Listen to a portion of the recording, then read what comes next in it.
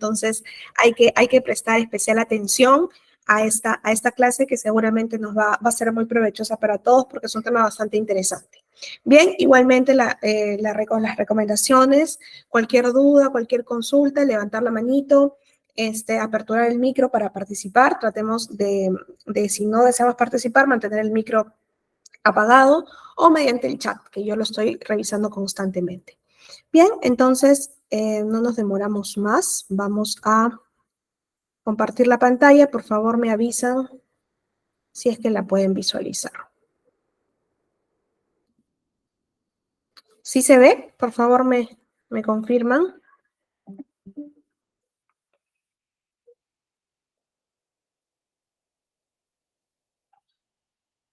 ¿Se puede ver la pantalla? ¿Me confirman, por favor?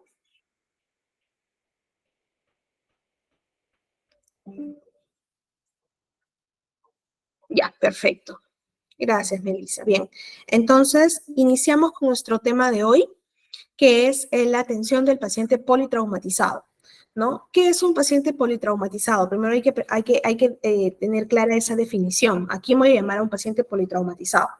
El paciente politraumatizado es aquel que presenta lesiones a consecuencia de un traumatismo que puede afectar generalmente a 2 o más órganos, ¿no? O aquel que presenta al menos una lesión que pone en riesgo la vida del paciente, ¿no? Que pone en peligro su vida.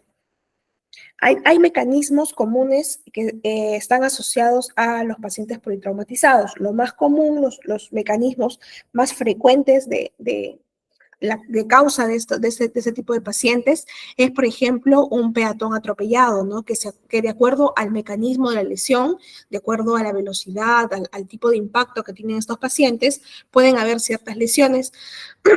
Por ejemplo, en un peatón atropellado, por ejemplo, cuando el auto o el vehículo va a baja velocidad, generalmente la lesión más común son las fracturas en las extremidades inferiores. Cuando el vehículo va a alta velocidad, generalmente el trauma es múltiple, es decir, sufre contusiones o golpes a nivel generalizado, ¿no? Hay lesiones de cabeza, de cuello, ¿no? Y fracturas también en las extremidades inferiores. Por ejemplo, a diferencia de cuando el accidentado o la paciente que sufre las lesiones se encuentra dentro del automóvil, ¿no? Como ocupante del automóvil, aquí va, por ejemplo, lo característico es cuando está utilizando un sistema de sujeción, que sería pues el cinturón de seguridad o no. Por ejemplo, en el caso de que no lo esté usando, el traumatismo es múltiple, igualmente contusiones generalizadas, ¿no? Lesiones de cabeza, cuello, de cuero cabelludo y laceraciones faciales es lo más común. Cuando hay un sistema de sujeción, cuando el paciente está usando un cinturón de seguridad, generalmente hay lesiones de acuerdo también a la velocidad, al impacto, ¿no? Hay lesiones en el pecho, en el abdomen, ¿no? Y podrían haber fracturas en la parte inferior de la columna vertebral. Esto tiene que ver mucho con, como les comento, la velocidad del vehículo, el tipo de impacto que sufra el accidentado, ¿no? También hay otro tipo de mecanismos como caída desde altura, ¿no? Depende de una altura baja, media, alta, puede haber fracturas de extremidades superiores, ¿no? Lesiones de cabeza y cuello, fracturas también en extremidades superiores, inferiores, ¿no? Y ya cuando es una altura extrema o muy alta, ¿no? Hay múltiples traumatismos, ¿no? Y fracturas y lesiones en cabeza y cuello igual, ¿no? Entonces, tenemos a manera de resumen que las causas más frecuentes, más habituales son los accidentes de tráfico. También podemos ver pacientes que han sido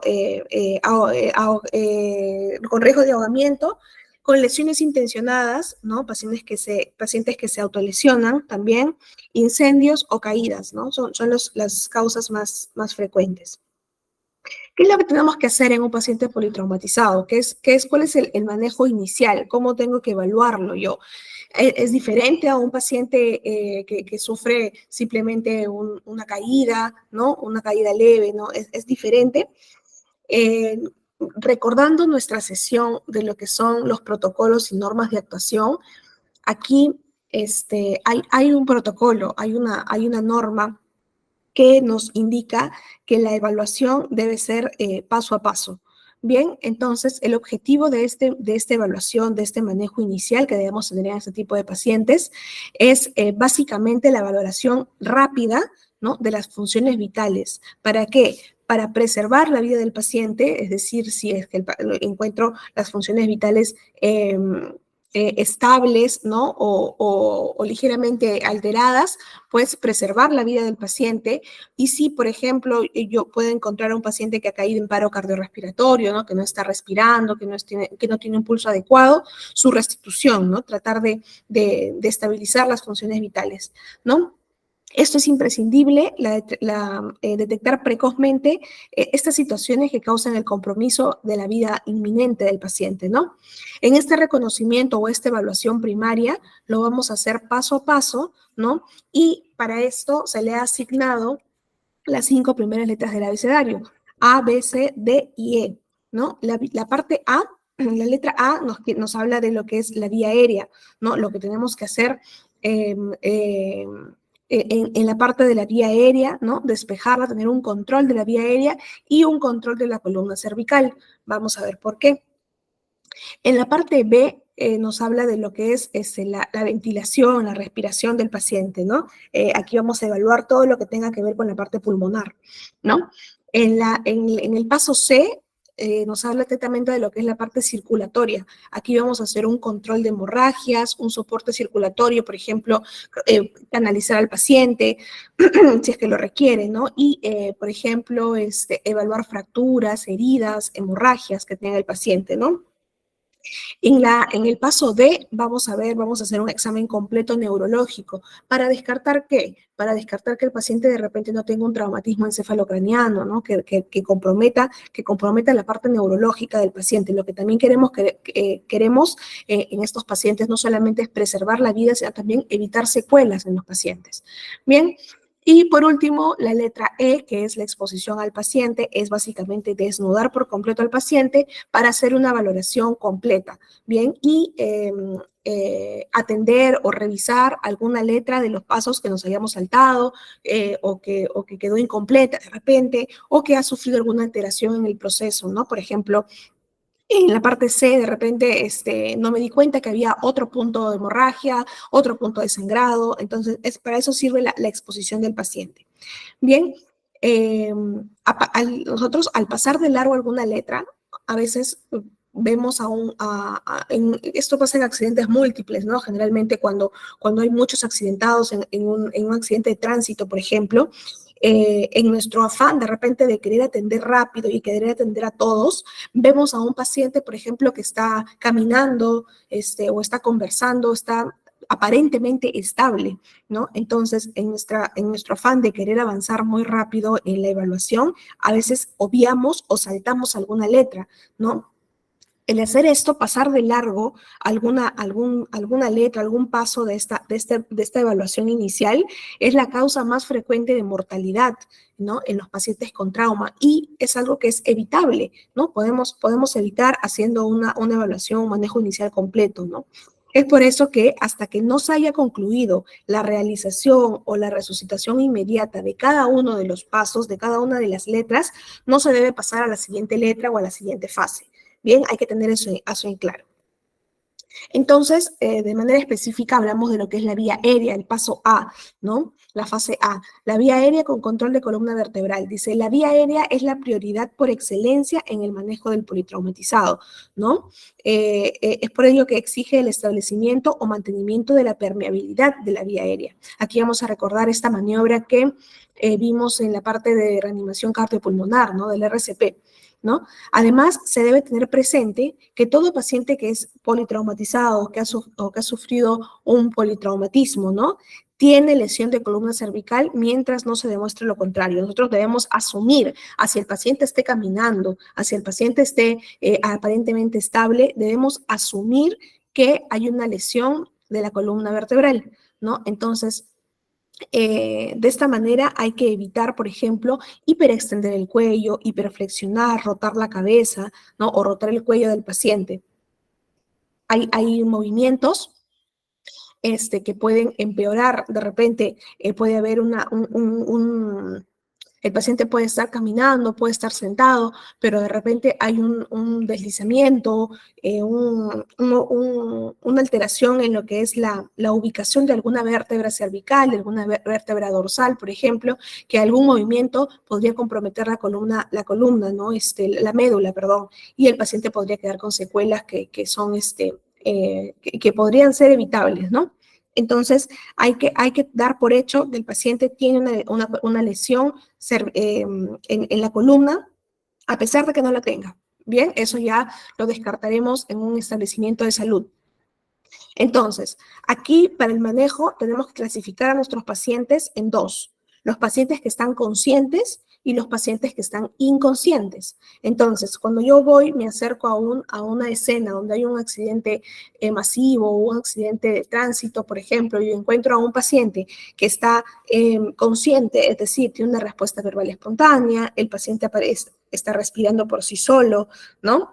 La ventilación está intacta, el cerebro está perfundido. ¿Cómo me doy cuenta que el cerebro está perfundido, que no hay alteraciones aparentemente neurológicas? Porque el paciente conversa, sabe qué ha pasado, está orientado en tiempo, espacio, persona, ¿no? ¿Qué significa? Que sabe qué fecha es, sabe dónde está, sabe qué ha pasado, sabe quién es, responde muy bien a cuando le preguntamos cuál es su nombre, su edad, ¿no? Entonces, un paciente que está orientado, que está consciente.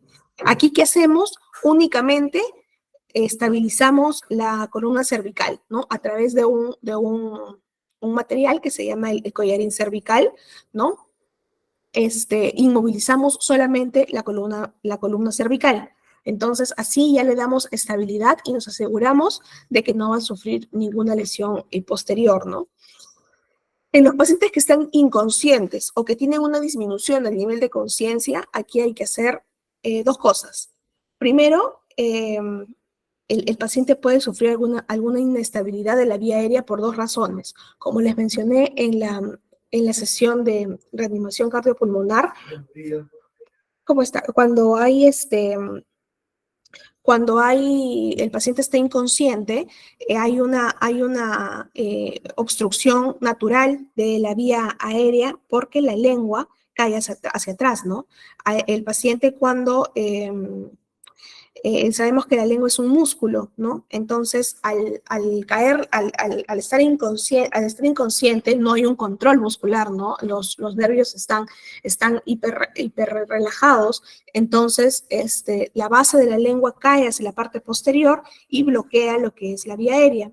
Además, puede haber el riesgo de que los pacientes sufran una broncoaspiración, ¿no? ¿Qué significa? Que el paciente vomite o tenga algún tipo de secreción y se pueda aspirar. Entonces, aquí pueden haber dos razones por la que puede haber una obstrucción de la vía aérea. Entonces, ¿qué hacemos? Recordamos la maniobra que hicimos en la reanimación cardiopulmonar, que es traccionar o elevar la cabeza y elevar el mentón, ¿no? Traccionar la cabeza hacia atrás y elevar el mentón, lo que llamamos la maniobra frente-mentón, ¿no? De esta manera, la base de la lengua se eleva y pues la vía aérea queda despejada, ¿no? Y así nos aseguramos de que ya el paciente, cuando eventualmente inicie una ventilación espontánea, él empieza a respirar por sí solo, no va a haber nada que obstruya la vía aérea. Bien, entonces, en los pacientes que están inconscientes, hacemos la maniobra de frente-mentón y además colocamos el collarín cervical para inmovilización de la columna cervical. Bien, entonces, en pacientes conscientes, solamente el uso de collarín, y en pacientes inconscientes, maniobra frente-mentón y el uso de collarín. Bien. En la parte B, en la parte ventilatoria, en la parte de la respiración, aquí nos tenemos que asegurar una correcta oxigenación y ventilación del paciente. Si es que tenemos a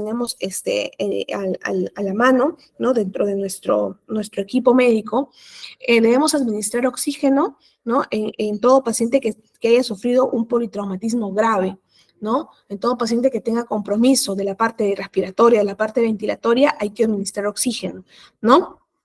Aquí, ¿qué hacemos? Primero, desvestir el tórax del paciente, ¿no? Y examinar la función pulmonar y la mecánica ventilatoria, ¿no? Nunca se examina al paciente por encima de la ropa, siempre se quita la ropa. Ahora, en casos, pues, de accidentes masivos, múltiples, donde hay muchos accidentados, lo ideal no es perder el tiempo, ¿no? Lo ideal es avanzar y valorar los minutos que tenemos, porque la vida de los accidentados dependen de eso. Entonces, no me voy a poner, pues si el paciente tiene una camisa, a desabotonar la camisa en ese momento. Para eso, dentro de nuestro equipo, tenemos que tener tijeras de trauma, que se denominan tijeras de trauma, y lo que hacemos, pues, es básicamente cortar la ropa del paciente o desgarrar la ropa del paciente. Bien, en estos casos no escatimamos en perder el tiempo, ¿no? Es lo más importante. Entonces, una vez que tenemos el tórax del paciente despejado, lo que vamos a hacer es realizar 4 maniobras, que es la primera, la parte de inspección, que significa que sin tocar al paciente yo voy a ver el tórax. ¿Para qué? Porque tengo que ver la frecuencia respiratoria, tengo que ver si el paciente está respirando muy rápido o muy lento, ¿no? La profundidad de las respiraciones es diferente a un paciente que respire profundo y bote el aire a que respire de manera superficial, ¿no? Lo que sería es diferente, ¿no? La respiración, una respiración rápida, corta, ¿no? Es muy diferente. Y el ritmo de las respiraciones, ¿no? Que sea un ritmo, una respiración rítmica, ¿no? Además, ¿qué más tenemos que ver? La simetría del tórax, los movimientos de la pared del tórax. Generalmente en los pacientes que sufren algún tipo de accidente siendo ocupantes del automóvil, sufren y no, por ejemplo, no están usando el cinturón de seguridad, sufren un trauma torácico porque se golpean con el timón a veces, ¿no? El timón del auto. Entonces, lo que puede ocurrir es una fractura de costillas, ¿no? Entonces, al ocurrir esto, al ocurrir las fracturas de costillas, recuerden que las costillas son las que contienen a los pulmones, es como una jaulita para los pulmones, ¿no? Entonces, si nosotros rompemos esta jaulita, rompemos alguna costilla o se fractura alguna costilla, los pulmones son como dos globos que se inflan y se desinflan, se inflan y se desinflan, y toman la forma de esta jaulita de la caja torácica, ¿no? Toman esta forma. A nosotros, de alguna manera, fracturar las costillas al haber una interrupción en lo que es esta forma, el tórax se va a elevar de manera diferente. Es decir, que si, por ejemplo, la fractura fue en el lado derecho o en el lado izquierdo, por ejemplo, en el lado derecho, el lado izquierdo se va elevar normalmente, pero el otro lado toma otra forma, ¿no? Puede elevarse mucho o elevarse muy poco, ¿no? Entonces vamos a ver una asimetría del tórax, ¿no? Cuando el paciente respira, va a haber un lado que está más elevado que el otro de repente, ¿no? Ya sea en la fase inspiratoria o en la fase expiratoria. Entonces, esto solamente lo vamos a llegar a esta conclusión viendo al paciente. Bien, entonces esa es la parte de la inspección. Bien, en la parte de la palpación vamos a tocar el tórax. Tocamos desde las clavículas, por debajo de las tetillas, en la parte posterior del tórax. Vamos a tratar de ubicar si es que hubiera algún tipo de dolor, algún tipo de crepitación. ¿Qué pasa? Por ejemplo, cuando la clavícula o cuando las costillas se fracturan, hay un tipo de crepitación. Cuando suena, por ejemplo, cuando hacemos canchita, ¿no? Ese sonido característico ocurre cuando los dos huesos chocan, ¿no? El paciente respira y el hueso choca y hace un sonido característico, ¿no? Entonces, estas crepitaciones la podemos escuchar o las podemos tocar también. Vamos a sentir esta crepitación, este sonidito, esta vibración, lo podemos tocar con los dedos al momento de palpar el tórax del paciente, ¿no? Entonces, esta es otra evaluación de la parte torácica. En la parte percutoria vamos a realizar la percusión también. Este es un examen que se realiza para comprobar cuando hay matidez o cuando hay hiperresonancia. Por ejemplo, les voy a explicar la diferencia de cuándo es mate y cuándo es hiperresonante. Por ejemplo, cuando nosotros inflamos un globo con agua, y lo golpeamos, ¿no? Le hacemos golpecitos, vamos a ver que el sonido, vamos a escuchar que el sonido es mate, ¿no? No hay un eco, ¿no? No hay un eco. O en una cavidad, por ejemplo, la llenamos de agua y golpeamos, o una tina con agua y golpeamos una pared de la tina, vamos a sentir que no hay un eco, ¿no? Golpeamos y sentimos que es mate. Pero, por ejemplo, si a una caja nosotros la golpeamos, vamos a sentir de alguna manera un sonido, ¿no? Un sonido que genera como un pequeño eco. Entonces, eso se traduce también en nuestro cuerpo. Por ejemplo, cuando hay traumatismos a nivel abdominal, que es una cavidad, es como una caja del abdomen, y se llena de sangre, nosotros al hacer esa maniobra, que es colocar la mano no dominante por encima y golpear el dedo medio, podemos generar un eco. Entonces, de esa manera, yo golpeo el abdomen y si yo siento que el sonido es mate, puedo deducir que está lleno de agua. Pero si yo lo golpeo y siento como una pequeña vibración, un eco dentro del abdomen, entonces puedo sospechar que el paciente de repente se ha roto alguna cavidad hueca y ha generado aire, ¿no? Hay presencia de aire. Esto ocurre, por ejemplo, en la cavidad pleural también. Los pulmones están envueltos por una capa que se llama la pleura, ¿no?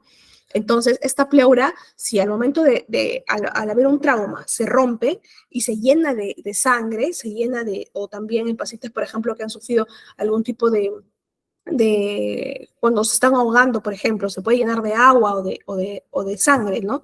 Entonces, en el caso de traumatismos. Entonces, yo golpeo la parte torácica y si siento que es mate, puedo sospechar que hay un hemotórax, ¿no? Significa que el tórax se ha llenado de sangre. Pero si yo lo toco y siento, y percuto, y siento que es hiperresonante, o sea, que hay como un eco, entonces puedo deducir que es un neumotórax que se ha llenado, perdón, la cavidad pleural se ha llenado de aire. Entonces, no es necesario saber los diagnósticos, saber los términos, pero sí es importante saber cómo evaluar.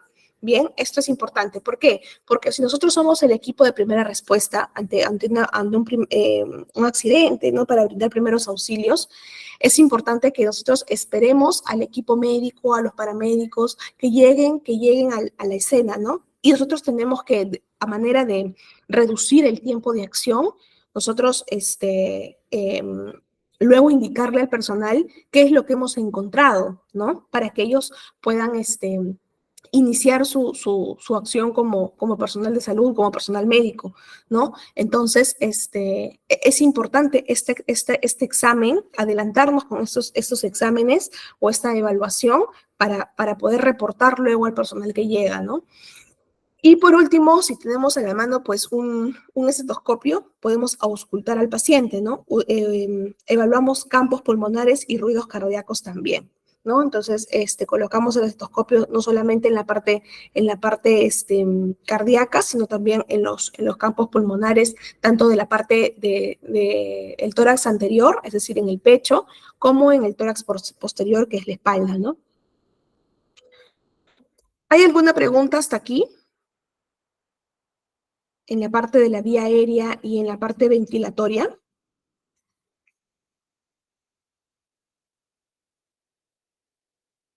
¿Todo claro?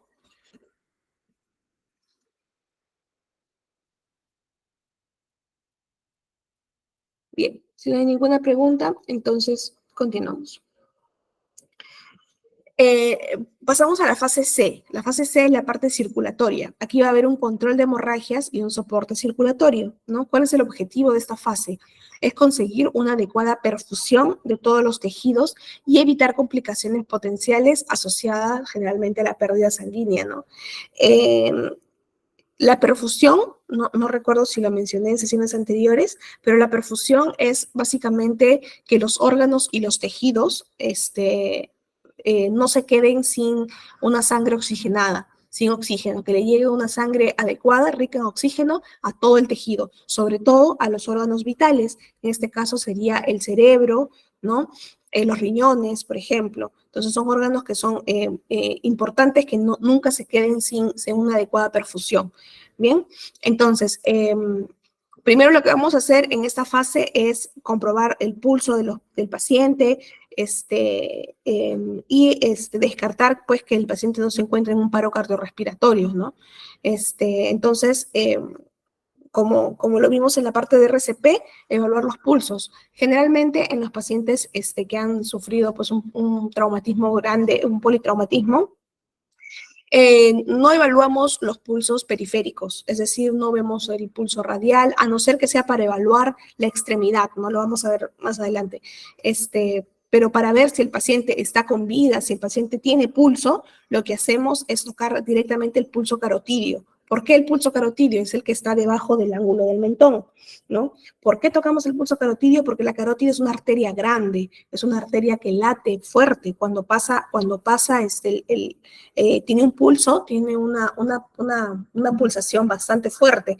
Entonces, de esta manera, si yo coloco los dedos directamente, voy a sentir la pulsación, voy a sentir el pulso carotidio y esto acorta el tiempo de búsqueda, ¿no? Ya no tengo que estar buscando el pulso radial, ¿no? O el pulso pedio, ¿no? Sino directamente en el pulso, colocamos los dedos en el pulso carotidio y directamente se siente si el paciente tiene pulso o no tiene pulso, o de repente tiene el pulso débil, ¿no? Esto lo podemos identificar directamente aquí. Y en el caso de que, pues, de que no encontremos pulso, iniciamos rápidamente lo que es el RCP, ¿no? Que ya lo conocemos. En la parte C vamos a evaluar indirectamente lo que es el estado de conciencia, ¿no?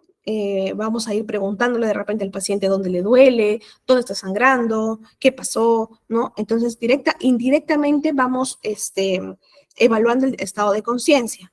Ahora, no nos centramos mucho aquí porque hay una fase, que es la fase D, la evaluación neurológica, donde es una fase directa, completamente centrada en lo que es la evaluación neurológica. Entonces, aquí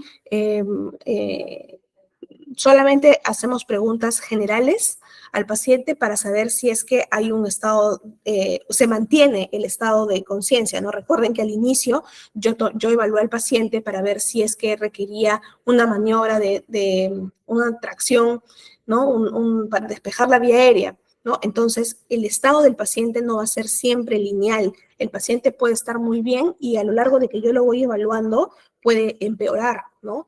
Puede ir eh, comprometiendo más su estado de salud a lo largo de la evaluación, a lo largo que pasan los minutos, ¿no? Entonces, es importante que esta evaluación primaria se repita. Si es que hay que repetirla la cantidad de veces que sea necesario, hay que hacerlo para que el paciente tenga una calidad de atención, ¿no?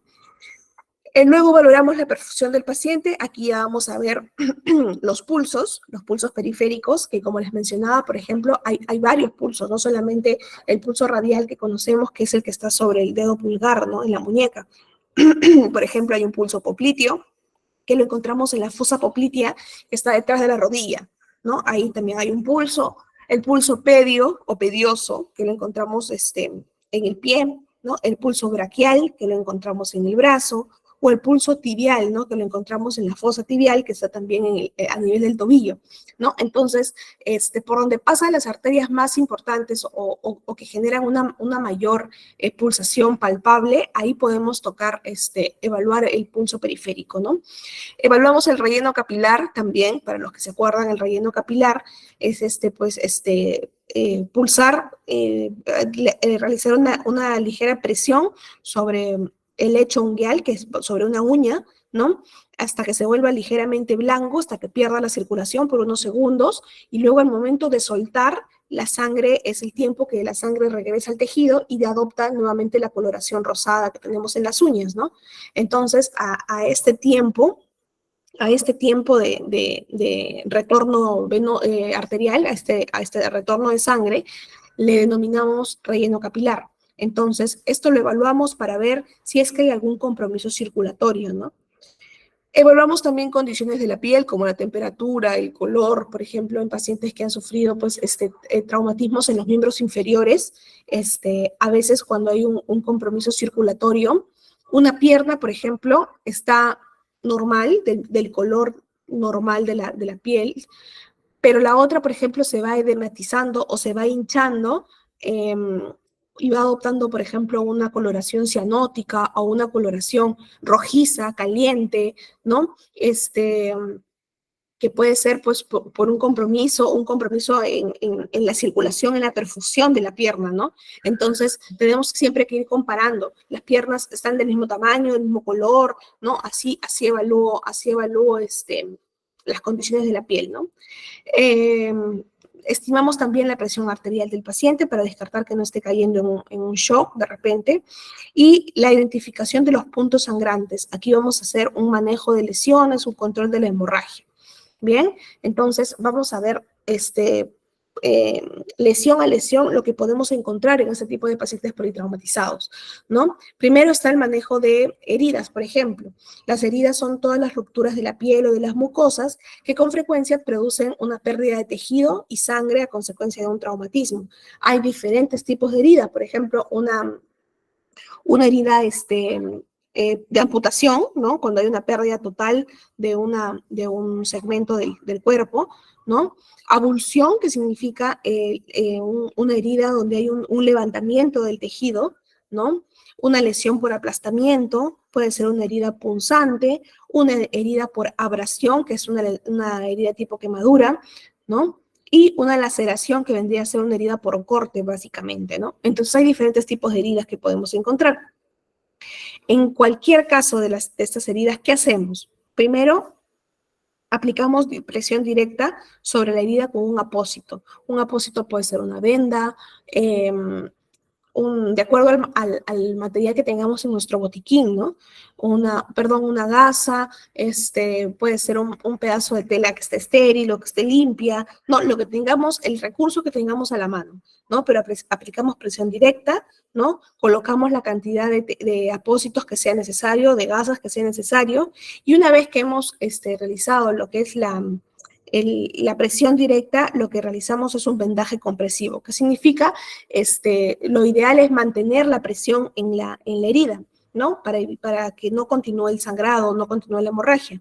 Pero no significa de que yo me voy a quedar ahí 10 minutos con la gasa ahí presionando con el paciente mientras los otros pacientes necesitan un tipo de atención, ¿no? Entonces lo que hace es se hace un vendaje compresivo, se coloca la gasa y se venda al paciente para que ya la venda haga esta compresión por nosotros, ¿no? Entonces, básicamente ese es el manejo. En las hemorragias, ¿no? ¿Qué son las hemorragias? Son pérdidas de sangre por la ruptura de los vasos sanguíneos. Hay tipos de hemorragia. Las hemorragias internas, que es la pérdida de sangre que se produce dentro de las cavidades y no se puede visualizar una pérdida sanguínea como tal al exterior, ¿no? Lo que vemos son los hematomas. Por ejemplo, hay pacientes que están muy bien, están estables, ¿no? Pero sin embargo, cuando nosotros hacemos una exposición del paciente, que es la última fase, que es examinar completamente al paciente, nos damos cuenta que tiene, por ejemplo, este tipo de lesiones, ¿no? Son bastante comunes estas lesiones que son hematomas en el abdomen, a veces por la sacudida en los accidentes, ¿no? Ya sea por la contusión del automóvil, ¿no? O por de repente el paciente estaba dentro del automóvil y el mismo cinturón de seguridad realiza una compresión de tal manera que puede generar algún tipo de lesión en órganos internos y se visualiza de esta manera, ¿no? Entonces el paciente en los primeros minutos no siente ninguna molestia, no va a de repente un dolor, ¿no? Pero ante la magnitud de lo que puede ocurrir, entonces no nos damos cuenta de esta lesión hasta el final, ¿no? Por eso es importante hacer una exposición completa del paciente. Y las hemorragias externas, que bueno, es la más común, la que conocemos, que es la pérdida de sangre fuera del cuerpo, hacia el exterior, ¿no? Las hemorragias pueden ser de tres tipos. La hemorragia arterial, que es cuando la salida de sangre es, valga la redundancia, de una arteria, ¿no? La salida es intermitente, no es en chorro, sino es pulsátil, ¿no? Como vemos que las arterias son las que transportan la sangre, son las que laten al momento, por ejemplo, de hacer una evaluación de pulsos, lo que tocamos son arterias. Entonces, esas arterias laten y al momento de que haya una hemorragia de esas arterias, igualmente la sangre va a salir en pulsaciones, ¿no? Y esta sangre va a ser roja, brillante y generalmente la salida de sangre de las arterias es abundante, ¿no? El mayor sangrado es de las arterias. A diferencia del el sangrado de la parte de los vasos venosos, aquí la salida sí es continua, ¿no? No es pulsátil, no es por chorros, sino es una salida continua, constante, ¿no? Y la sangre va a ser un poco más oscura, no es tan roja, brillante como en la sangre arterial. La sangre venosa va a ser un poco más oscura porque es una sangre que no tiene oxígeno, es una sangre desoxigenada, ¿no? Y la sangre capilar, pues, es la de los pequeños vasos que están en la piel superficial, ¿no? Y la sangre es en poca cantidad, ¿no? ¿Qué hacemos en el caso de una hemorragia? ¿No? Ya sea indistintamente donde sea el lugar de la hemorragia, lo que tenemos que hacer es tratarlo primero como una herida, ¿no? Aplicamos presión directa con los apósitos, ¿no? Colocamos la cantidad de apósitos que sea necesario, realizamos el vendaje compresivo, ¿no? Podemos hacer dos tipos de presión, la presión directa que es sobre la herida, ¿no? Y el vendaje compresivo. Elevamos el miembro donde se haya sufrido donde esté el punto sangrante, no puede ser en la extremidad inferior o en el brazo, ¿no? Y elevamos y hay un tipo de presión que es la presión indirecta. ¿Qué hacemos? La finalidad de esto es de que el sangrado se detenga, el sangrado pare. Entonces, lo que hacemos sabemos que al momento de producirse una hemorragia, el sangrado más profuso, más prominente es de las arterias. Entonces, la arteria sigue un trayecto a lo largo de la extremidad, ¿no? Sigue una ruta. Entonces, lo que tenemos que hacer es aplicar presión directa donde está el punto sangrante y aplicar una presión indirecta más arriba o siguiendo el trayecto de la arteria que está sangrando, ¿no? Como vemos en esta imagen, por ejemplo, aquí en la mano de la persona que está utilizando la tensión, se encontraría lo que es el punto sangrante, ¿no? Se aplica presión directa, se eleva el miembro, en este caso un miembro superior, y siguiendo la ruta de la arteria, siguiendo la vía de la arteria, aplicamos una presión indirecta, ¿no? En la misma arteria, de tal manera que se obstruya el flujo de sangre de esta arteria y pues disminuye el sangrado, ¿no? Entonces, esa es la finalidad de aplicar la presión directa o indirecta en estos casos. Ahora, ¿qué hacemos si el paciente presenta una hemorragia masiva o, por ejemplo, la amputación de algún miembro, ¿no? Tenemos que tener en cuenta que podemos realizar un torniquete, pero el torniquete se utiliza solo como una última medida, ¿no? En caso de que el sangrado pues, sea muy profuso, ponga en riesgo la vida del paciente, ¿no? Y no podamos detenerlo. Solo en esos casos se utiliza un torniquete. Porque, ¿cuál es el riesgo de utilizar un torniquete? A veces cuando las lesiones o el sangrado es, por ejemplo, vamos a poner un ejemplo, un sangrado arterial, ¿no? No tan masivo, ¿no? Pero que sea de difícil control, por ejemplo. Eh, a veces el equipo con la finalidad de detener el sangrado, hacen un torniquete. ¿Cuál es el riesgo de esto? Que el paciente no solamente va a perder la perfusión o va a perder el riego sanguíneo en la arteria en la que está afectada, o sea, se va a detener el sangrado donde se produjo la lesión, pero ¿qué más? Va a perder la perfusión de todo el resto de la pierna. Entonces, ¿qué ocurre en estos casos? Al momento de llegar al establecimiento de salud, que no es inmediatamente, ¿no? Generalmente tarda un poco en llegar los pacientes porque los accidentes pues son en la vía pública, en la calle, en carreteras, ¿no? Entonces es lo más frecuente, ¿no? Entonces, al llegar al establecimiento de salud, ha pasado mucho tiempo en la que el miembro ha estado sin perfusión, ha estado sin sangre. Entonces, hay el riesgo de que el paciente pierda la extremidad, pierda el miembro inferior por falta de perfusión, ¿no? O por falta de aporte sanguíneo. Entonces, solo como medida extrema, solo en caso de última medida, se utilizan los torniquetes y generalmente se indica en lo que es amputación del miembro, ¿no? Cuando ya no hay un control de lo que es la hemorragia. En el caso de las fracturas son pérdida de la continuidad de los huesos debido a traumatismos directos o indirectos. Existen también tipos de fractura. Por ejemplo, está la fractura oblicua o la fractura simple, que es cuando el hueso se rompe en su mismo lugar y no se desplaza, ¿no? Que es la primera imagen, ¿no? Vemos un hueso que está roto, pero está en su sitio, no se ha movido, ¿no? Entonces, por eso es importante la inmovilización del paciente. ¿Qué ocurre si un paciente pues sufre ese tipo de fractura y yo lo estoy moviendo, lo estoy jalando? Entonces puedo generar algún tipo de lesión, ¿no? De lesión, complicar el estado del paciente, ¿no? ¿Qué pasa, por ejemplo, en el segundo caso, que son las fracturas con minuta? Aquí la fractura es pues, también interna, o sea, no es visible, pero aquí el hueso, además de romperse, se fragmenta en pedazos. No vamos a encontrar pequeños fragmentos de hueso generalmente alrededor de la fractura. Esto solamente se puede pues, clasificar con una radiografía, ¿no? O sea, no en el momento de la evaluación no lo podemos ver, ¿no? Entonces, a veces encontramos solamente deformidad, ¿no? Por la fractura encontramos deformidad de la extremidad o del miembro que se haya fracturado, pero no podemos definir qué tipo de fractura es en ese momento, ¿no? Y por último, lo que sí podemos ver es una fractura compuesta o una fractura abierta. ¿Qué significa? Que cuando o sea, el hueso se rompe y aparte de romperse, también sale de la piel y va a producir una herida. Entonces tenemos dos tipos de lesiones aquí, la fractura y la herida que va a generar el hueso roto al momento de exponerse, ¿no? Al momento de salir. Entonces, este tipo de fracturas sí las podemos clasificar o definir en el momento que vamos a brindar la atención, ¿no?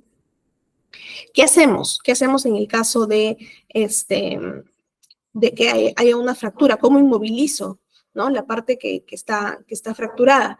Primero, lo que tenemos que tener en cuenta es no movilizar al paciente, ¿no? Evaluar la fractura en el lugar y en la posición en la que se encuentra el paciente, ¿no?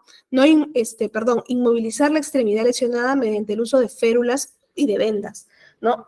No sé si recuerdan la sesión donde equipamos un botiquín, donde uno de los materiales, por ejemplo, era cartón, papel, ¿no? Férulas neumáticas que son estos equipos o materiales que ya vienen justamente como llantas o como solamente para inflarlos, ¿no? Y se inmoviliza la extremidad del paciente. Lamentablemente no todos los botiquines cuentan con este material, por lo tanto se utilizan maderas, cartones, papel, de tal manera que esto sirve para inmovilizar el miembro afectado, ¿no? Entonces, amarramos o lo inmovilizamos completamente con vendas, ¿no? Entonces, todo material, como les comentaba en esa sesión, todo material sirve para una primera acción, ¿no? En primeros auxilios. En el caso de fracturas abiertas, es decir, el tipo de fractura abierta o fractura compuesta en el que hay dos lesiones, lo que primero que tenemos que hacer es cubrir la herida con gasa o con apósitos y luego inmovilizamos el miembro afectado, ¿no? Por ejemplo, en el caso de que esta imagen, por ejemplo, aquí haya una herida, o sea, una fractura en la que el hueso está expuesto, no tratamos de acomodar el hueso, no tratamos de meter el hueso dentro nuevamente del miembro inferior. Lo que hacemos es cubrir, podemos lavar, si es que disponemos del recurso, disponemos del tiempo, podemos lavar la herida, ¿no? Colocar los apósitos encima y, y una vez que ya está cubierta la herida, inmovilizamos haciendo el uso de la férula y de las vendas, ¿no? Ahora, acá hay algunos ejemplos de cómo inmovilizar. Por ejemplo, en la primera parte, en la parte B, de la parte ventilatoria, vimos que podría haber fractura de costillas. Entonces, esta es la manera de inmovilizar las costillas, ¿no? Hacemos un vendaje a lo largo del tórax del paciente. Y pues se inmoviliza de acuerdo a la parte que esté afectada, ¿no? O al miembro que esté afectado. En la parte B, vamos a ver lo que es la evaluación neurológica como tal. ¿Cuál es el objetivo de esta fase? Es establecer, mediante una valoración ya clínica, ¿no? El grado de afectación neurológica y el nivel de conciencia del paciente, ¿no? Aquí lo que se va a aplicar es una escala de coma de Glasgow. Esta escala, lo que va a evaluar es la respuesta ocular, la respuesta verbal y la respuesta motora de los pacientes. Entonces, yo le voy asignando un puntaje. Por ejemplo, si yo le pregunto, señor, ¿se encuentra bien? Y no me responde, por ejemplo, o solamente responde al dolor cuando yo le realizo alguna maniobra que le genera dolor y reacciona de alguna manera, ¿no? Le voy asignando un puntaje, ¿no? 1 si no me responde, 2 si hay respuesta al dolor, 3 si hay una respuesta verbal a la orden. Por ejemplo, si yo le digo, señor, ¿me puede indicar dónde le duele? Y solamente me señala y vuelve a caer a no responder, ¿no? Entonces se le asigna 3 o una respuesta ocular espontánea, ¿no? Donde la apertura de los ojos es espontánea, el paciente está despierto, ¿no? Se le asigna 4. A una respuesta verbal, que el paciente me responda de manera verbal, con palabras, ¿no? Lo que yo le pregunto, o de repente no emite ninguna respuesta, o de repente solamente hace sonidos, o quejidos, o palabras inapropiadas, o habla de manera desorientada, ¿no? Entonces, a cada situación se le va asignando un puntaje.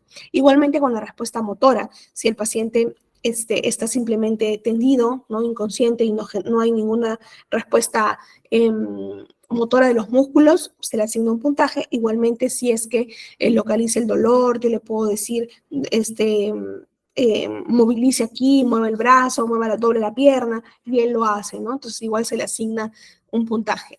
Sumando estos tres parámetros, la respuesta ocular, la respuesta verbal y motora, se le va a asignar un puntaje. Y de acuerdo a este puntaje, lo que llegamos es a un sospecha diagnóstica de que el paciente puede tener un traumatismo craneoencefálico, es decir, que sufrió una contusión o un golpe en la cabeza, ¿no? Si el puntaje es de 13 a 15, llamamos un TEC leve, ¿no? Si es que es de 9 a 12, es un TEC moderado. Y si la respuesta, y si el puntaje en la escala de coma de Glasgow es de 3 a 8, es un paciente con un TEC grave. Ahora, ¿en qué otras situaciones yo voy a encontrar alteración en esta escala? Por ejemplo, cuando hay una inadecuada oxigenación. También, cuando hay una falta de perfusión en el cerebro, también hay alteración en la escala. Cuando el paciente está entrando a shock, también hay una alteración en esta escala. Y cuando hay un tipo de desarrollo de hipertensión intracraneal, que significa que aumenta la presión dentro de la cavidad craneal, ¿no? Entonces, también se altera esta escala. Entonces, aquí ya de manera clínica podemos llegar a una conclusión con respecto al nivel de conciencia del paciente, ¿no? Ya con un puntaje, con un examen más completo. Y por último, lo que es la exposición del paciente, lo que les mencionaba, ¿no? Si bien es cierto, la valoración inicial es in situ, o sea, en el lugar de los hechos, se puede realizar una valoración más completa del paciente en el momento de desvestirlo, ¿no? Cortamos la ropa en el caso de que sea, pues, de que se requiera, ¿no? Cuando el paciente tiene las lesiones,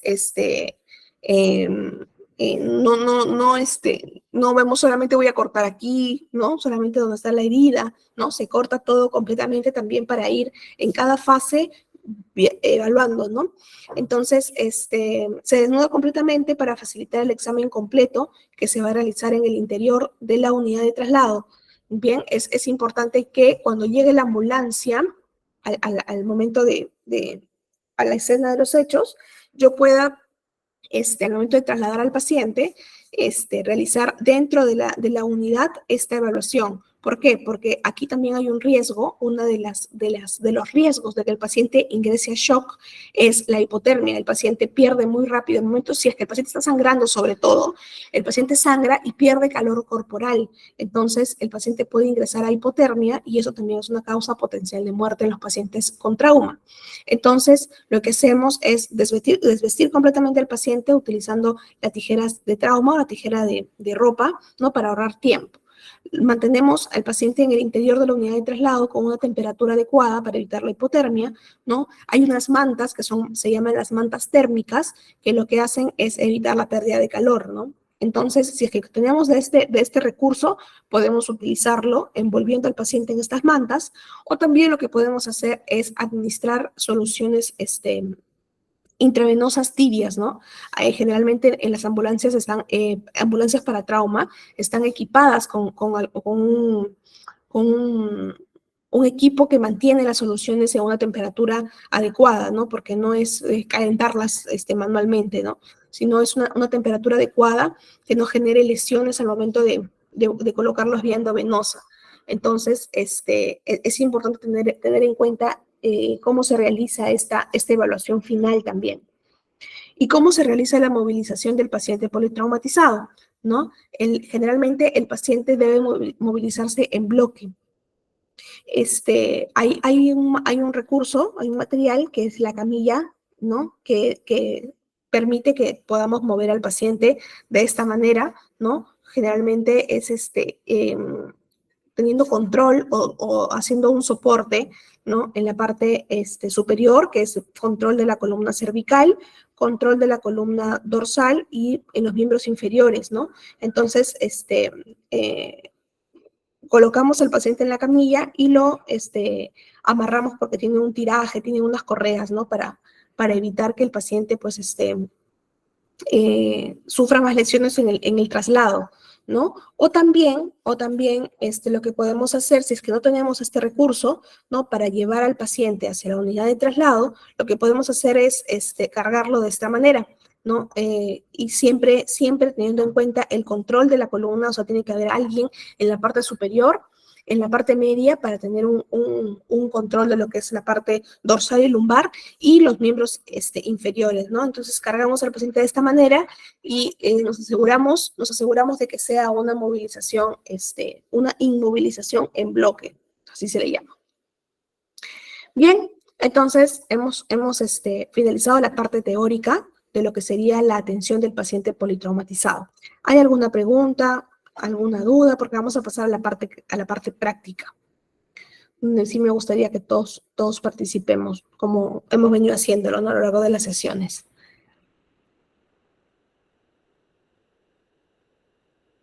¿Hay alguna pregunta, alguna duda? ¿Algo que no haya quedado claro? Los escucho o los leo mediante el chat.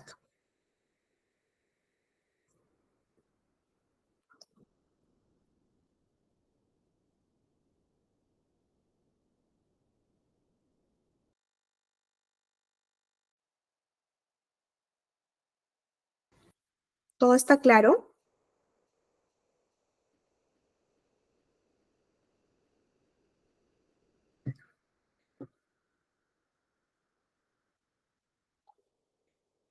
A ti nos dice todo claro. Muy bien. Entonces, si todo está claro, vamos a pasar a la parte práctica, donde vamos a leer este caso clínico y vamos a aplicar lo que hemos aprendido, ¿no? Se trata, por ejemplo, de un paciente varón de 74 años, que es un paciente politraumatizado, que ha sufrido un accidente de coche mientras conducía. Él iba conduciendo de piloto y su esposa de 68 años ha sufrido daños más graves, iba de copiloto, ¿no? El vehículo ha dado 2 vueltas de campana y él ha salido del vehículo por su propio pie, ¿no? Para intentar sacar a su esposa, ayudado por otras personas que han pasado o que han parado a ayudarlo, ¿no? Usted es el paramédico que se encuentra de turno y le informaron que será la primera ayuda en llegar al lugar del accidente. La ambulancia con el equipo médico ya está en camino. Entonces, tenemos ya más o menos la escena, ¿no? Y tenemos al paciente A, que sería el conductor. El paciente, al examen físico, al llegar nosotros al momento de la escena y evaluamos al paciente, lo que tenemos es el paciente está consciente, está orientado, con funciones vitales estables, su presión arterial es de 140/80, la frecuencia cardíaca es de 115 latidos por minuto, satura 98% y la temperatura es el 36.5. Refiere dolor en la zona clavicular y presenta dolor y crepitación en las últimas costillas del hemitórax izquierdo. Está nervioso e inquieto, le duele la cabeza y lleva una herida en la región frontal de aproximadamente 10 centímetros con sangrado activo. ¿Cuál es el manejo en el paciente A, en el conductor? ¿Qué haríamos primero según lo que es la secuencia de acción, ¿no? La norma de actuación del paciente politraumatizado. ¿Cómo atenderíamos a este señor? ¿Con qué empezamos? ¿Quién se anima a participar? A ver.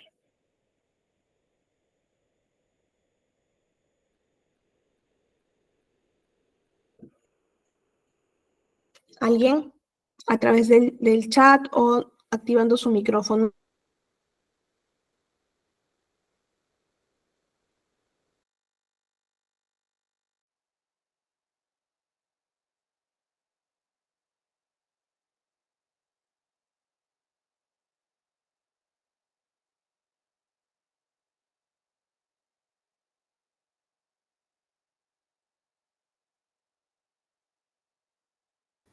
Muy bien, ahí se nos dice, se debe sugerir acostarse en el piso, indicarle que la ayuda viene en camino. Muy bien, sí, es una primera acción. En las fases, ¿con qué fase iniciaríamos? ¿Con qué fase se inicia? De acuerdo a las primeras 5 letras del abecedario, ¿con qué fase iniciamos en este paciente?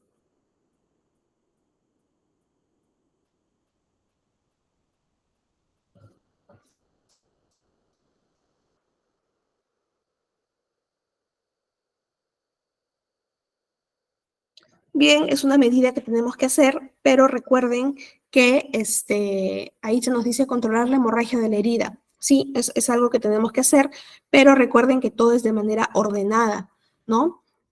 Todo es protocolar, todo tiene un orden. Entonces, ¿con qué empezamos? El manejo, el manejo de la valoración inicial no empieza por la C, que es la parte donde vamos a hacer el control de las hemorragias, empieza por la A. Entonces, ¿qué hacemos en esta parte? En la parte de la A.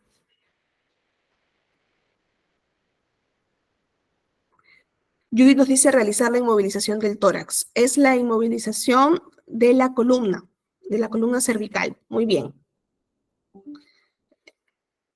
Entonces, en este caso, el paciente está consciente, ¿no es cierto? Está conversando con nosotros, entonces solamente realizamos inmovilización de la columna cervical a través del collarín. Como el paciente no esté inconsciente, no vamos a hacer la maniobra de apertura de la vía aérea porque deducimos que el paciente está respirando por su cuenta, ¿no? Entonces, no requiere una apertura de la vía aérea, solamente la inmovilización de la columna cervical, ¿no? Muy bien, Judith. Entonces, pasamos a la siguiente letra. ¿Cuál sería y qué harían en este caso? ¿Y qué esperan encontrar? ¿No? Pasamos a la parte B. Esta es la parte de la evaluación pulmonar. ¿Qué esperamos encontrar en nuestro paciente? En la parte de evaluación pulmonar. Aquí vamos a revisar el tórax, vamos a revisar la parte ventilatoria. ¿Qué esperamos encontrar en este paciente? Recuerden que tenemos que realizar una inspección, una palpación, ¿no? Una percusión y una auscultación. Es decir, tengo que ver, tengo que tocar, tengo que percutir y tengo que escuchar la parte de los pulmones. Entonces, ¿qué esperamos encontrar en este paciente?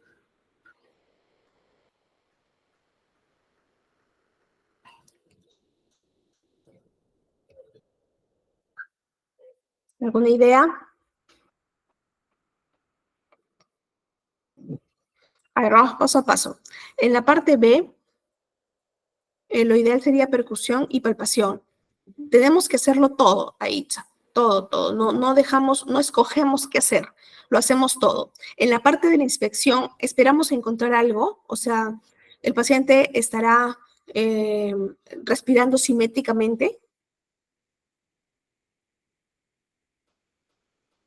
En la parte de la palpación, si yo al momento de tocarlo tendrá dolor o tendrá algún tipo de crepitación, ¿qué nos dice el caso clínico?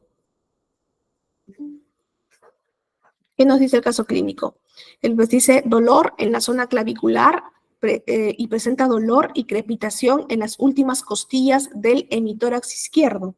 Entonces, ¿qué sospecho yo de este paciente? A ver, ¿quién me puede decir?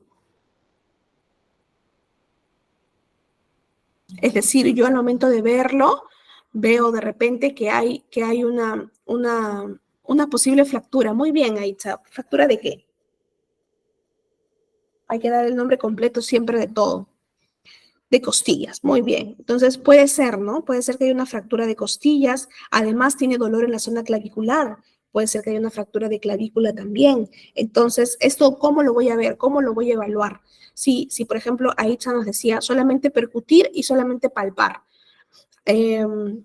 Esto al momento lo puedo ver también, al momento de la inspección, ¿no? Porque si hay fractura de costillas, significa que va a haber una respiración inestable, ¿no? O sea, vamos a ver una parte del tórax que se eleva y la otra no. Entonces, ahí ya no es algo normal. Entonces, ahí voy a empezar a sospechar que algo está pasando. Entonces, ahí voy a empezar a palpar, voy a tocar la parte torácica del paciente y me va a generar puntos de dolor, no voy a encontrar la parte que le duele en la zona de las clavículas, voy a tocar la parte de las fracturas de la costilla, voy a sentir esa crepitación, entonces ahí ya confirmo lo que yo estaba sospechando desde que lo vi. Luego voy a percutir, probablemente esta fractura de costillas. Muy bien, Judith, es posible que presente un hemotórax. Muy bien, claro, si estas fracturas, perdón, estas costillas se han fracturado y pueden haber generado algún tipo de lesión en la capa que recubre los pulmones, recuerden que es la pleura. Entonces, si es que ha generado alguna lesión ahí, hay un sangrado en la parte pulmonar. Entonces, yo voy a percutir el pulmón, hacer la maniobra que vimos en la parte percutoria y voy a sentir que está mate, ¿no? Que si es que hay un sangrado, va a ser mate, ¿no? Va a haber un sonido grueso, tosco. Entonces puedo llegar a la conclusión de que el pulmón se está llenando de sangre, a lo que llamamos un hemotórax. Muy bien, Judith. Y por último, todo esto lo puedo confirmar también con un estetoscopio, ¿no? Auscultando al paciente. Entonces, todo eso, miren, hice todo eso en la parte B. No es hacerlo de manera selectiva. Bien, no es que voy a hacer esto nada más porque el señor tiene esto, si tiene dolor solamente lo voy a tocar, no solamente voy a palpar, no, hay que hacer todo, bien, para confirmar. Muy bien, entonces ya hicimos la parte A de la vía aérea, que no tenía alteración en la vía aérea, solamente inmovilicé la columna. En la parte B vi la parte ventilatoria, entonces al paciente probablemente... Marco, buen día. ¿Deseas participar?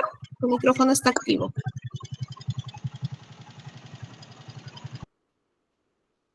No, ya, gracias. Bien, en la parte ventilatoria, en este caso el paciente probablemente, recuerden que todo es con probabilidad, sospecha diagnóstica, no confirmamos nada, porque no tenemos una radiografía en ese momento para poder confirmar fracturas, ¿no? Entonces, probablemente el paciente tenga una fractura en la clavícula, probablemente el paciente tenga una fractura en las costillas, ¿no? Entonces, esto en la parte B. ¿Qué hago en la parte C? En la parte circulatoria. ¿Qué vamos a ver en este paciente?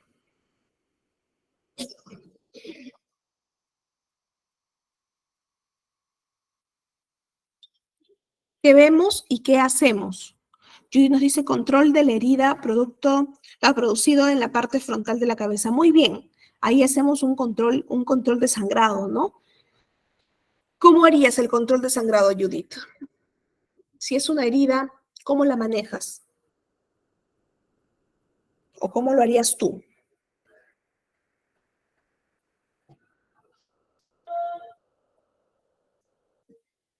Con un apósito, muy bien.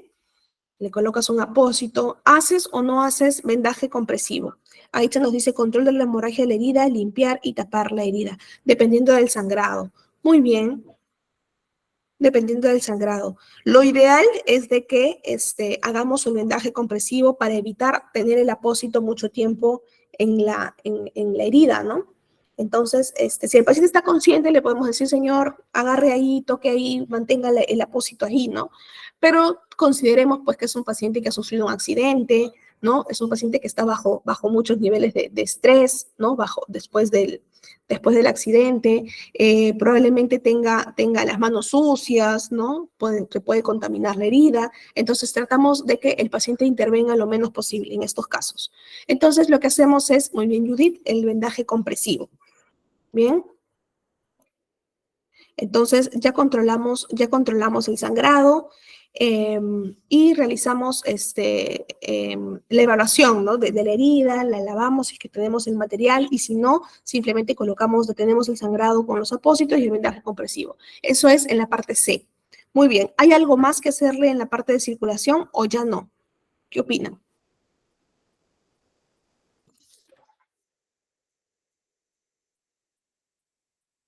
¿Harían ustedes algo más en la parte de la parte circulatoria?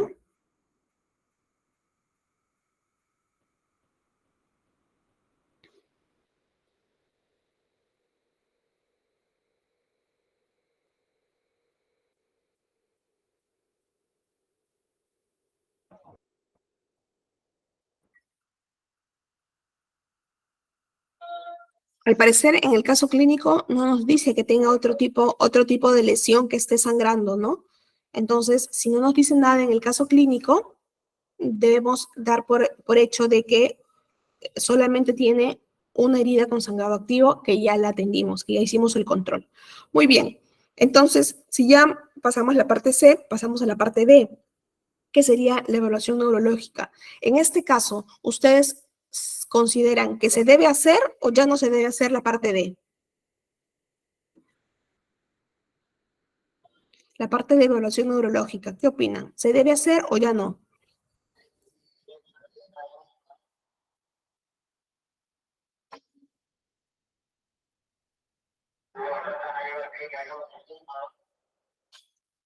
¿Qué opinan ustedes?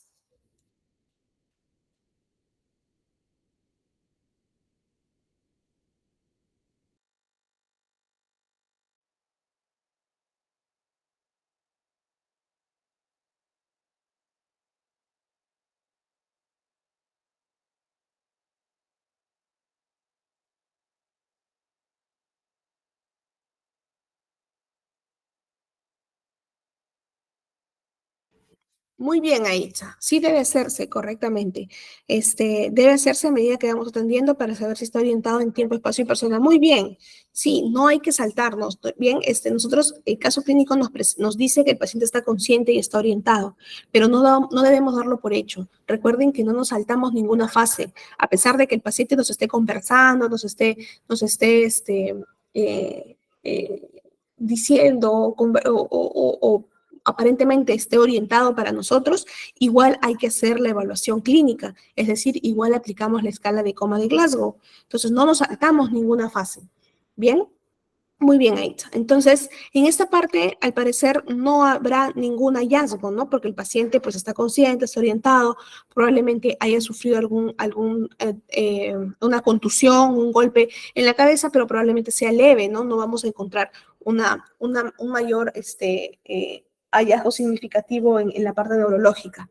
Y por último, ¿hacemos la exposición completa del paciente, sí o ya no? ¿Qué opinan? La última parte.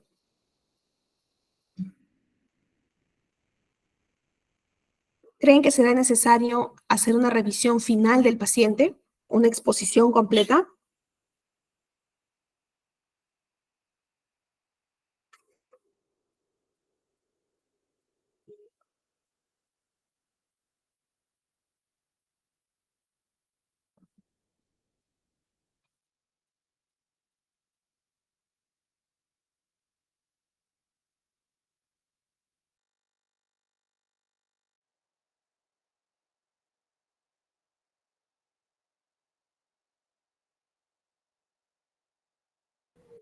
Recordemos que la parte de exposición del paciente también es una fase, también está dentro de la norma de actuación. Entonces, eh, ahí entonces sería bueno, si está consciente luego de haberlo atendido, preguntar si le daría algo más claro. Claro que sí. Igual vamos, siempre recuerden que lo que les mencionaba, que no es lineal la evolución del paciente, ¿no? A lo largo de nuestra evaluación, el paciente puede ir complicándose, ¿no? Entonces siempre vamos preguntando, vamos evaluando completamente. Y al final, y al final hacemos la exposición completa, ¿no? Evaluamos completamente desde la cabeza hasta los pies al paciente, ¿no? Para ver si es que hay algún otro hallazgo que sea relevante para poder informar a la ambulancia que viene, ¿no?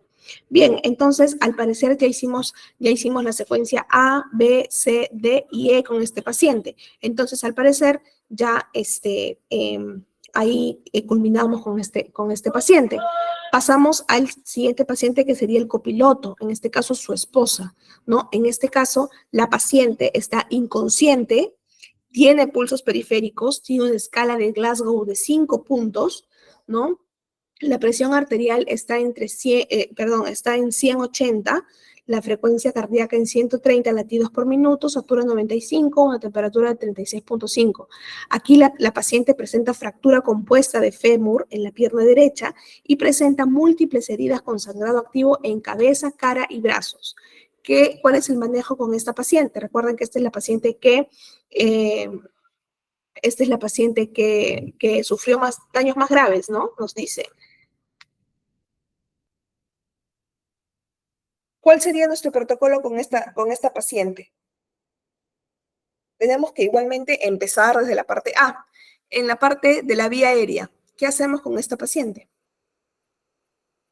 Solamente hacemos control de la columna, ¿o qué más le haríamos a esta paciente?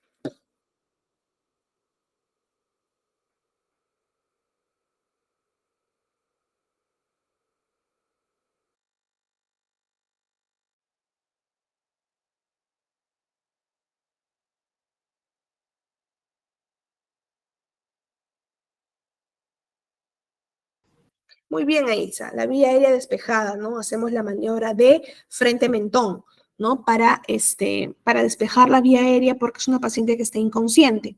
Y colocamos el collarín para inmovilización cervical, ¿no? Ahí culminaríamos con la fase A, la fase de la vía aérea.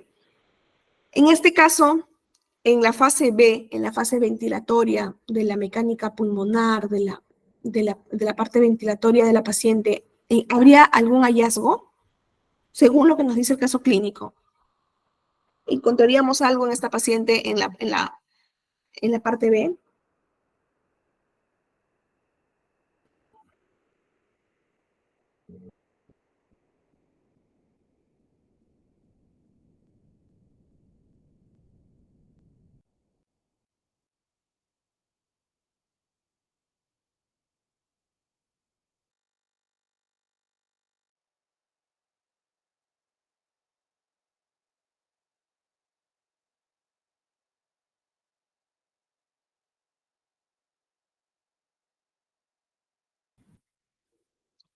Según lo que nos comenta el caso clínico, al parecer no habría ningún hallazgo o alguna alteración pulmonar, ¿no? No nos comenta que haya fracturas, que haya dolor, ¿no? O que haya dificultad respiratoria, o que haya una alteración en la frecuencia respiratoria. Al parecer no nos comenta nada de eso, ¿no? Entonces, no significa que no lo vamos a hacer. Igual tenemos que hacer toda la evaluación pulmonar completa, la fase de la inspección, de la palpación, percusión y ocultación, igual lo hacemos. En este caso, no encontraríamos nada porque no nos indica nada el caso clínico, ¿no? Y pasamos a la fase C. En la fase C, ¿qué haríamos con esta paciente? ¿Qué tendríamos que atender o evaluar?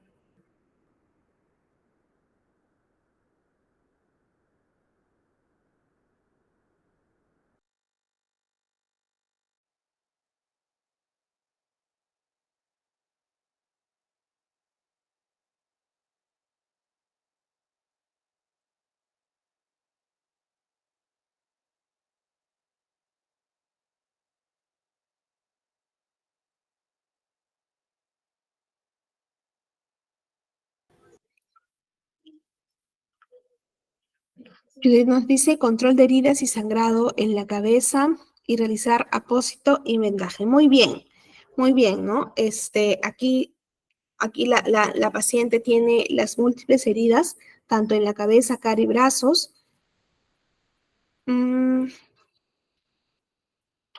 ahí nos dice hacer cura eh, eh, compresiva, ¿ya? En las heridas, cubrirlas e inmovilizar todo lo que se pueda. Muy bien. Lo que vamos a inmovilizar es la pierna, ¿no es cierto? Porque tiene una fractura. Entonces, primero lo que hacemos es el control de las heridas en cabeza, cara y brazos. Muy bien, colocamos los apósitos, hacemos el vendaje compresivo de ser necesario. La fractura compuesta, igualmente, ¿no? Hacemos, colocamos los apósitos y hacemos lo que nos decía Itza, la inmovilización, es importante. Bien, muy bien, Judy, también inmovilización, correcto. Es importante en una fractura inmovilizar todo el miembro. Bien, y una vez que ya colocamos los apósitos, recuerden que es una herida abierta, una herida compuesta, ¿no? Entonces quiere decir que una parte del hueso está saliendo por el miembro inferior. Entonces, lo que hacemos es colocar los apósitos, cubrir la herida, y una vez que ya está cubierta, inmovilizamos, y cuando ya está inmovilizada el miembro inferior, realizamos el vendaje compresivo, ¿no? Igual para mantener la... Claro, es una herida compuesta donde se han roto todos los tejidos. Muy bien, sí, Judith, es correcto. Bien, entonces haríamos la parte D en esta paciente, ¿no? La parte neurológica que ya nos dice, ¿no? Hacemos la evaluación de la escala de Glasgow que ya nos dice que tiene 5 puntos, ¿no? En esta paciente, entonces por lo tanto podemos llegar a la conclusión de que revisando lo que es nuevamente la escala, lo que nos dice pues que se encontraría en la parte roja, ¿no? Es probablemente un TEC, un traumatismo encefalocraniano grave, ¿no? Su puntuación está entre 3 y 8. Entonces, no nos indica qué parámetro es el que está alterado, la respuesta ocular, la respuesta verbal, la respuesta motora, no nos indica qué puntaje se le ha asignado a cada parámetro, pero ya nos dice que tiene una escala de 5 puntos, ¿no? Entonces hay un compromiso neurológico en esta paciente. Y por último, la parte de la exposición, ¿no? La exposición a la paciente. Igualmente, consciente o inconsciente, hay que realizar una evaluación completa de esta paciente. Bien, entonces, habiendo culminado con nuestros 2 casos clínicos, así culminamos nuestra última sesión, que es la sesión del paciente politraumatizado. Espero que les haya servido, que haya sido útil este tema que es bastante interesante, bastante práctico, como pueden ver. Agradezco nuevamente su participación y su presencia en la clase y a lo largo de todas las sesiones. Muchas gracias a todos. Buenas tardes.